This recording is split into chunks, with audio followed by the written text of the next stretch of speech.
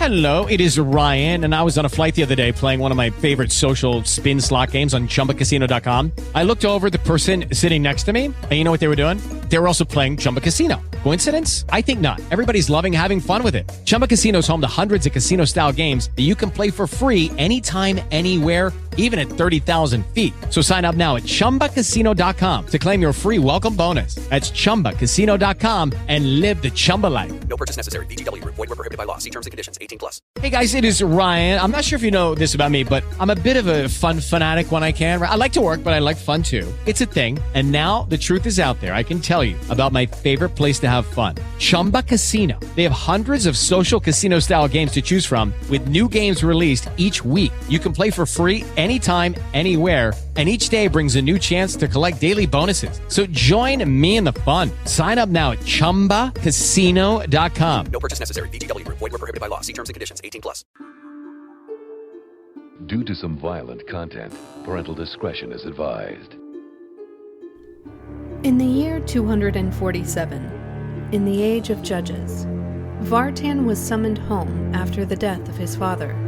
Upon his return, Vartan discovered something evil festering beneath the city of Eterno. With the help of some very unlikely allies, Vartan works to uncover the mysteries of his hometown and put an end to the nightmares that plague his people. Welcome to Ethereal Embrace. I'm Baya, and I want to know what you think about this Moragan character. Is she the murderer, or is she someone who's innocent and it's just a coincidence that she happened to show up at the exact time that everyone started being ritualistically murdered? Day 2. In the home of the second victims. Yeah, let's get out. I'll lock it up real quick and be like, we can talk on the run. As you're locking it, he says, I don't want anyone in town to know yet until we figured something out. I don't want to induce panic. Yeah. Let's go. All right, so I am going to say out loud on the run. Yeah, that wasn't a murder. That was a sacrifice. Yeah, there was a tattoo. I didn't see any defensive wounds, and there was a tattoo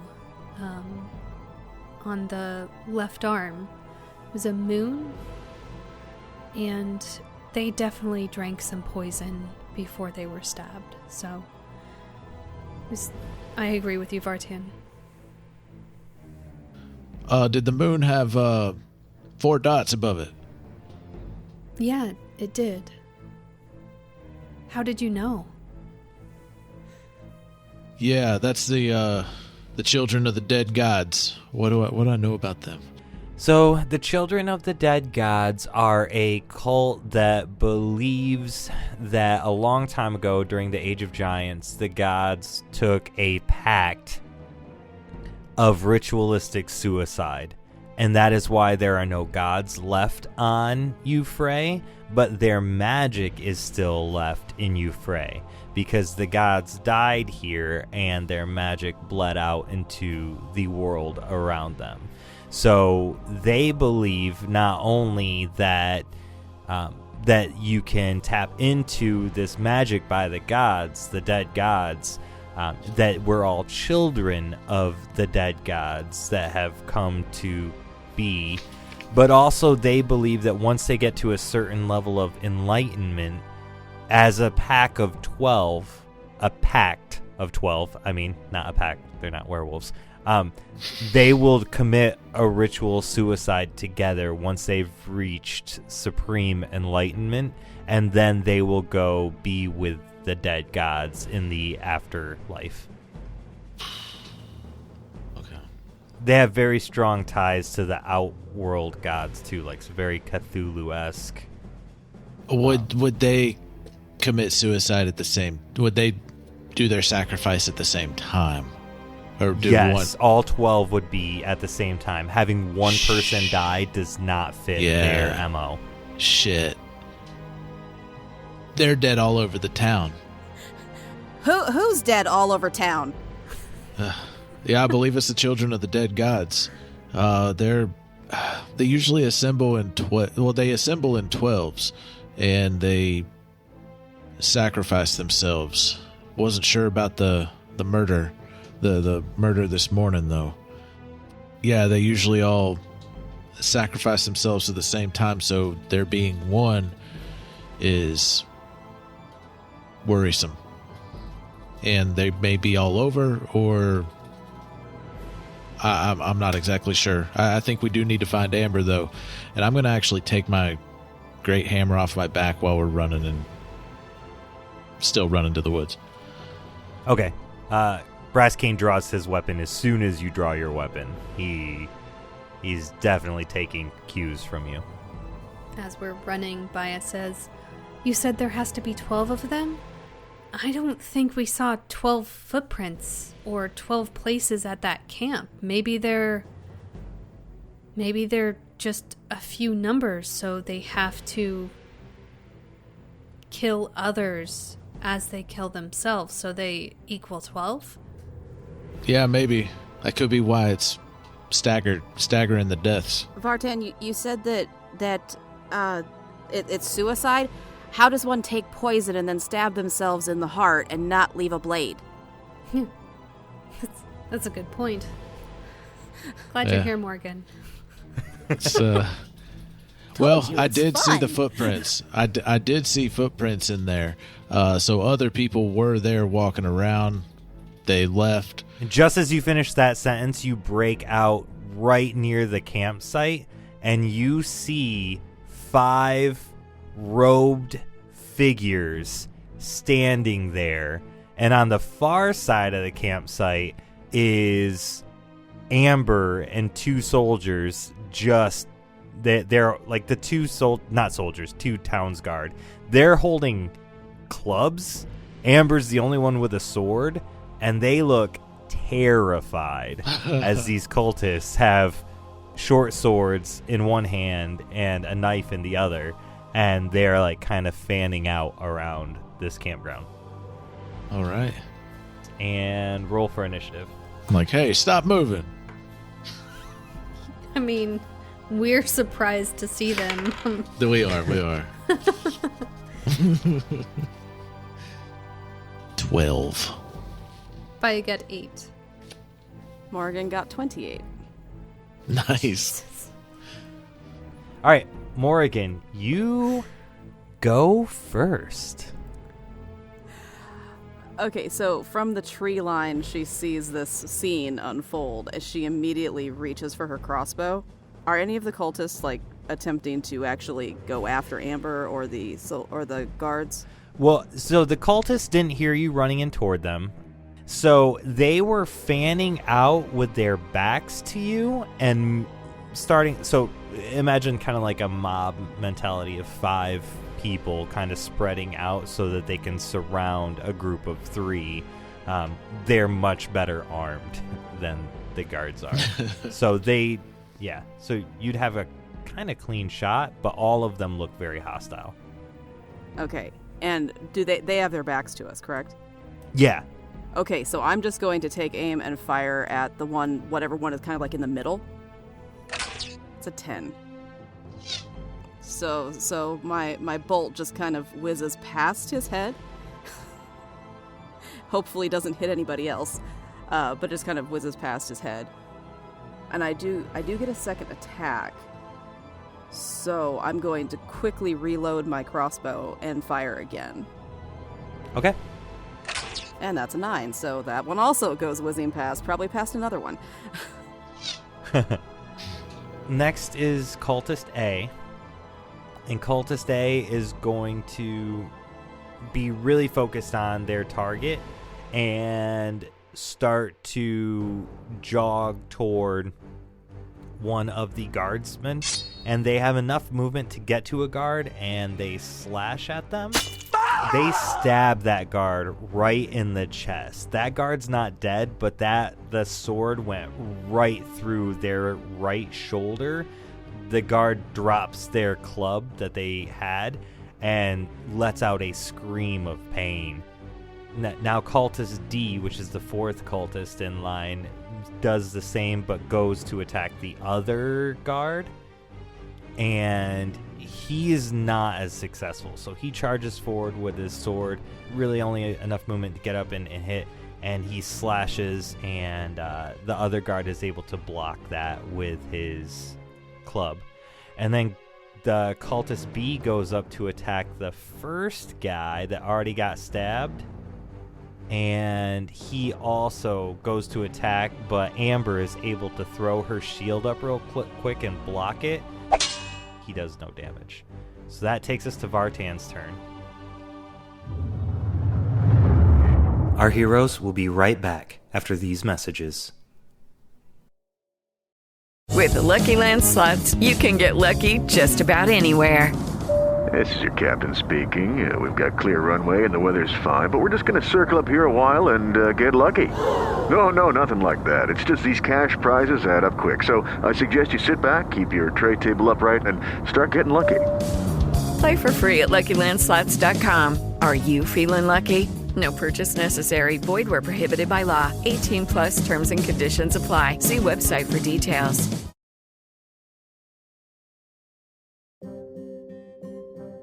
Hello, listeners. If you are enjoying the show and would like to take a look at a way to support the cast while getting yourself some nice perks, please consider our Patreon. We offer ad-free listening as well as this entire season if you select the binge tier or higher on our Patreon. Plus, you'll be directly supporting our cast for their work, as our team over at Creative Typo have begun to pay our voice actors for our performances. So check out our Patreon at patreon.com/Creative Typo. I would also like to give a big shout out to our executive producer from Patreon, Nick Mead. Thank you, Mead. We truly appreciate your support. Now, back to the town of Eterno.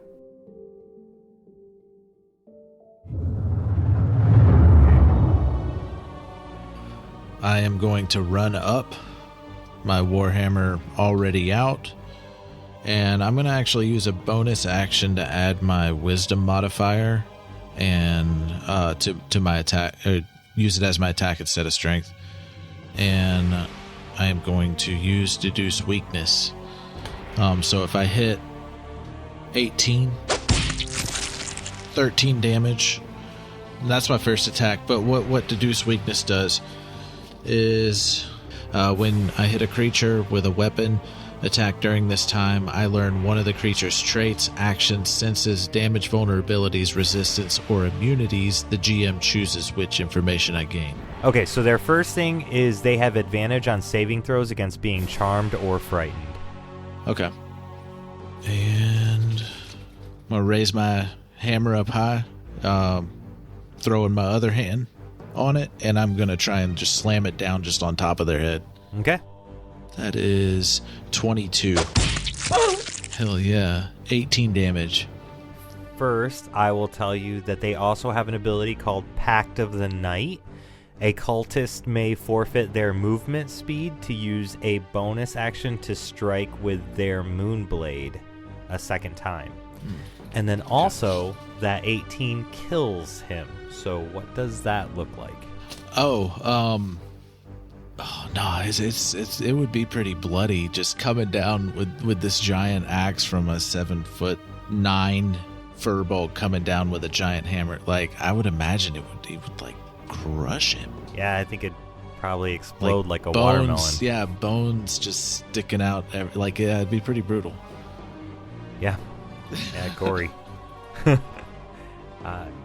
He collapses down just as Baya's ready to take her turn. I am going to yell, all of you need to stand down now, after crushing one of their buddies in like 2 hits. Just as an attempt to say something. Maybe get them to stop. It's interesting fighting people who seem to be suicidal. Does Baya see, are any of their lips red? Nope, but you do see they all have vials hanging on hemp necklaces around their neck with red contents. Shoot. Okay. I have a question. I have a spell called Rhymes Binding Ice.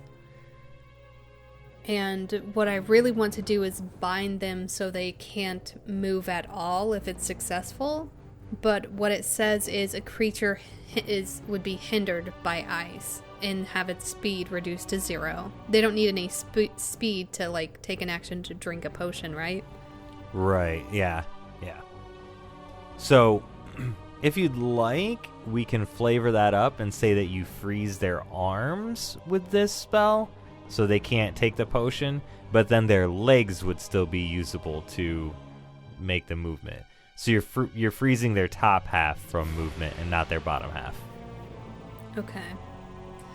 Can I forego the damage or no? I'd be okay with that. Okay. And there's 3 left? There's 4 left. There's 4 left, and is there a way I can position myself so I can get all 4 in a 30-foot cone, but not get Vartan in it? At this point, A and B attack the guard on the left, D attack the guard on the far right, and E is all the way back by you guys. So the most you could get in one shot would be 2, which is A and B, which is right by the guy that got stabbed through his shoulder. Yeah, I'll do that. Okay. Those 2. All right, so Constitution saves from both? Yes. 1 got a nat 20 and 1 got an 8. So A got a nat 20 and B got an 8. Okay. So you forewent the damage, so B is just frozen top and bottom, unable to move. Cultist E is going to see Vartan and actually attack you. So he takes his Moonblade, his long dagger, and tries slashing at you, but he swings wide, and it's more of a defensive slash to try and get you to back away now that he realized you're there. Mm-hmm. And that takes us back to Moragan. I'm going to take my movement to get within melee range of the, I guess, whatever one's closest. And I'm going to attack with my greaves, so I'm just going to attempt to kick him really, really hard. And that is a 17. And that's 11 damage. And since I've got him, I'm going to go ahead and I'm going to attack again with my greaves. 23 to hit. Another 8 points of damage. All right, so you run up and you kick him twice, and you hurt him pretty bad with each blow.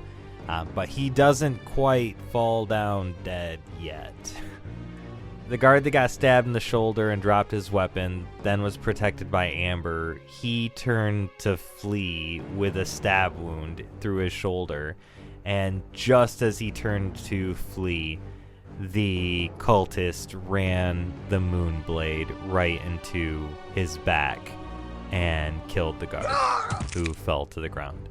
The other guard attacks with his club and hits the cultist for kind of minimal damage, for 1 point of damage. So he takes his club and goes to hit him, but it's a very weak hit, and the cultist blocks it with his forearm, and then Amber, with her sword out, slashes and hits, and she slashes him across his shoulder and draws blood, a pretty deep cut, and then she kind of backs up toward the other guard to help protect him with her shield. And now it's the cultist A's turn to attack, and they will go to attack Amber. And they hit Amber real hard. So she gets hit. Her shield is blocking for the other guard, and so she just takes the hit right on her right leg and gashes open a wound right across where the armor left an opening. Cultist D takes a swing at the other guard and misses. Amber's shield was there to block it, and Cultist B is frozen in place. So we are back to Vartan's turn. After pulling my axe out of the bloody mess of the other cultist, I'm going to flip it around and go and jab the pointy end into him, with like full force, like pick him up kind of full force is what I'm going for. That's 15. For 16 damage. That kills him. What's that look like? Yeah, I'm gonna just stick that spike all the way through him as a lift up motion, because I don't want to hit Moragan on the other side of him, and then I'm gonna like flick him off of the tip of it to my right, and then I'm gonna run towards was it cultist A is still moving and attacking, and I'm gonna go for another attack on him. I want to hit with the blunt end of my hammer. Shit, that's a 12. That's a miss. You just didn't quite make it far enough to get him, and your swing went just a little wide. All right, well, that's gonna frustrate me, and I'm gonna action surge. And I'm swinging at his head this time, like side swing. That's a 15 for 16 damage. Jeez. Right across the dome. And then on the backswing, right across his head again for 13 damage. And that kills him. All right, I'm taking his head off. I'm going to say to Baya, I was like, I don't think any of your fear and charm and stuff is going to work on these guys. I suppose we'll see. Let's take care of the ones we have now. All right. I'd like a good look inside their minds. All right. It's Baya's turn. So I'm going to cast Ice Knife. You create a shard of ice and fling it at one creature within range. Make a ranged spell attack against the target. 22 to hit. 3 damage. And he needs to succeed on a dexterity saving throw, as well as the guard that's in front of him hitting him with the club needs to do a dex save. Well, he got an 18 on his dex save, and the guard got a 21 on his dex save. Okay, well, they both pass then.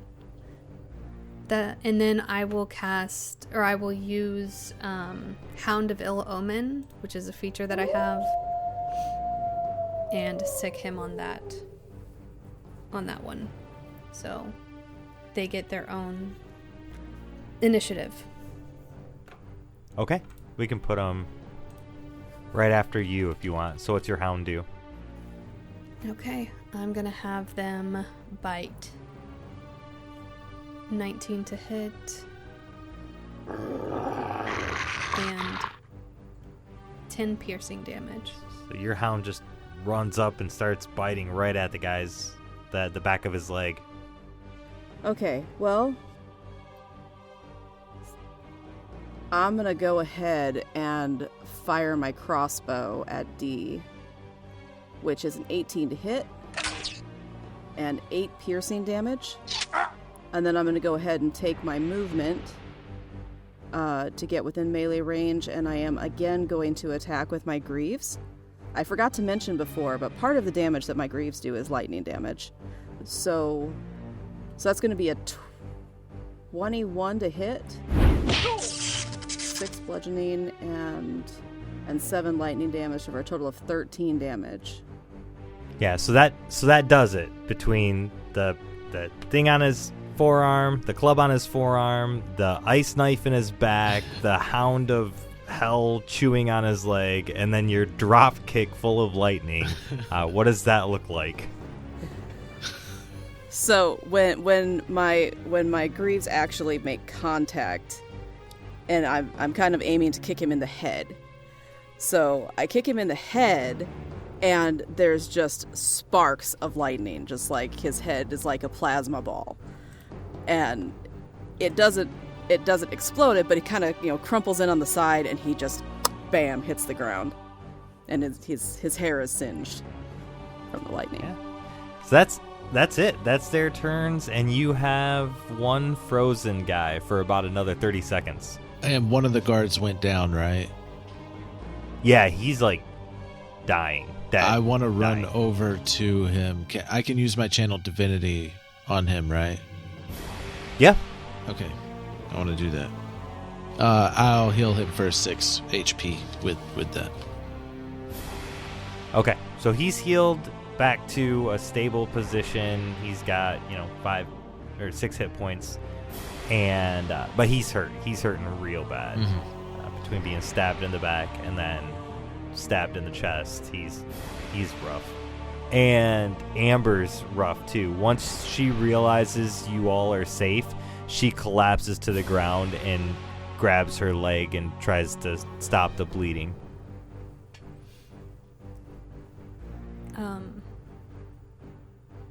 Baya is going to take those 30 seconds to rip the necklace off the guy with the poison. Yep. And also cast Detect Thoughts. Okay. So she wants to, initially she wants to hear what his thoughts are when she rips that poison off his neck. He's thinking, fuck, I can't get captured. I can't get captured. She'll never forgive me if I get captured. Baya says, how many more of you are there? There are 11 of us. 11 remain. 11 remain. Okay. She's gonna tie him up. She has rope. Yeah. And he thought that too. He didn't say it out loud. He was trying to be Right. tight-lipped, but okay. Yeah. She's not gonna lead on that she's reading his thoughts, I guess. If you won't answer me, then I'll just have to tie you up. And she ties him up, and she says, did you murder those people in our town? He says audibly, go to the 9 hells.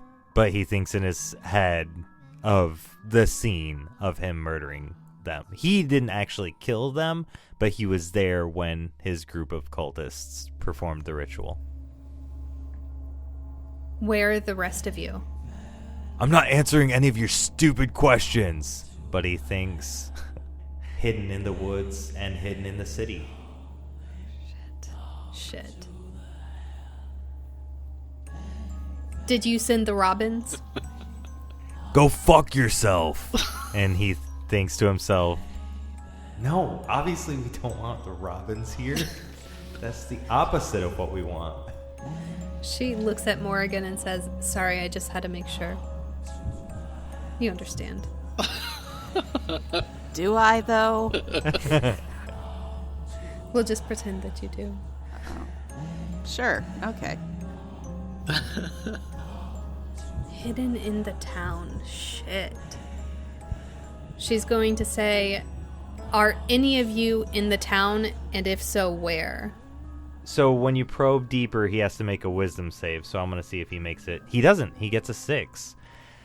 Okay. So he says out loud, not another word from me. But he thinks, I don't know how many are in the city. I don't know her plans.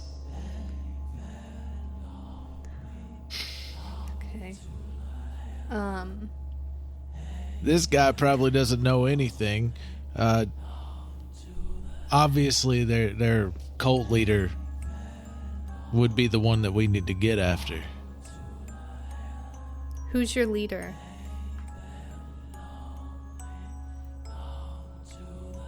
oh, This man. is how I got the Morsy's name. Yeah, Last it time. is. Yeah. I'm going to make another roll for this. Okay. Oh, and that's a 4. Okay. So this is the last question of your 1 Okay. minute, and you're probing Yes. deeper. He says out loud, I'm not telling you shit. And he thinks Susan.